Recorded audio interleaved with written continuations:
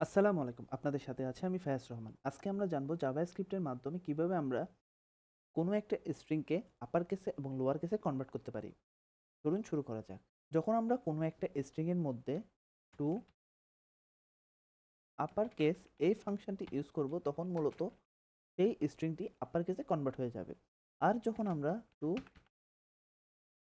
Lower case এই ফাংশনটি use করব তখন মূলত ওই স্ট্রিংটি লোয়ার কেসে কনভার্ট হয়ে যাবে। আমরা যদি এখন একটু দেখি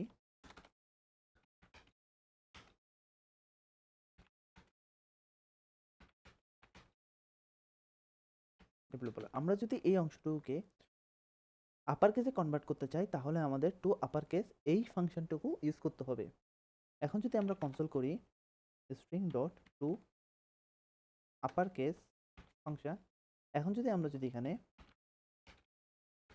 নোট প্র্যাকটিস ডট জেএস দিই তাহলে এখানে দেখতে পাচ্ছি I M A front end developer এই অংশটুকু পুরাটাই আপার কেসে কনভার্ট হয়ে গিয়েছে। এখন যদি আমরা এই অংশটুকুকে লোয়ার কেস করতে চাই তাহলে আমাদের এখানে string dot to lower case function এই এতটুকু ইউজ করলে মূলত এই স্ট্রিংটি সম্পূর্ণ লোয়ার কেসে কনভার্ট হয়ে যাবে। আমরা যদি এখন এখানে এই অংশটুকু কপি করে দেখি তাহলে এখানে দেখতে পাচ্ছি নিচে টু লোয়ার কেস দেওয়ার কারণে এই স্ট্রিংটুকু সম্পূর্ণ লোয়ার কেসে কনভার্ট হয়ে গিয়েছে।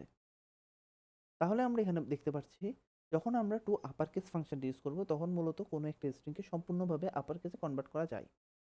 আর যখন আমরা লোয়ার কেসে কনভার্ট করব তখন আমরা ওই স্ট্রিংটিকে সম্পূর্ণভাবে লোয়ার কেসে কনভার্ট করতে পারবো।